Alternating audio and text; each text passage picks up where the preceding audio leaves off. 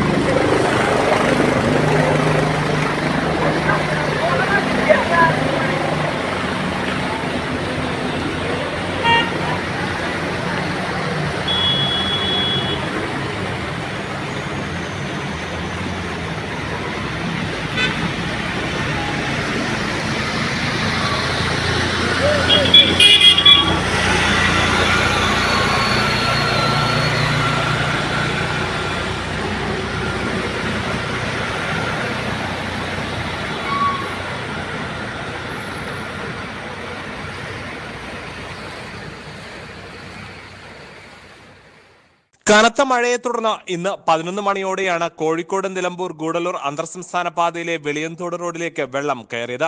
റോഡിൽ 2 അടി ഉയരത്തിൽ വെള്ളം കെട്ടിനിൽക്കുന്നതിനാൽ വാഹന ഗതാഗതം പ്രയാസപ്പെട്ടു. ഇതോടെ വെളിയംതോട് മുതൽ ചന്തക്കുന്ന് വരെ ഗതാഗതക്കുരുക്കുണ്ടായി. ബസ്സുകളടക്കമുള്ള വാഹനങ്ങൾ നാട്ടുകാർ തള്ളിയാണ് വെള്ളക്കെട്ടിൽ നിന്ന് നീക്കിയത്. എഞ്ചിനിലേക്ക് വെള്ളം കയറിയതിനാൽ ഇരുചക്ര വാഹനങ്ങൾ വെള്ളക്കെട്ടിൽ ഓഫായി നിന്നു. നാട്ടുകാരുടെ അവസരോചിത ഇടപെടലാണ് യാത്രക്കാർക്ക് തുണയായത്. അല്പസമയത്തിനകം വെള്ളം കുറഞ്ഞതോടെയാണ് ഗതാഗതം സുഗമമായത്. മഴക്കാലത്ത് ഇവിടെ റോഡിലേക്ക് വെള്ളം കയറുന്നത് പതിവാണ്. 2019 പ്രളയകാലത്ത് ഗതാഗതം പൂർണ്ണമായും തടസ്സപ്പെട്ടിരുന്നു.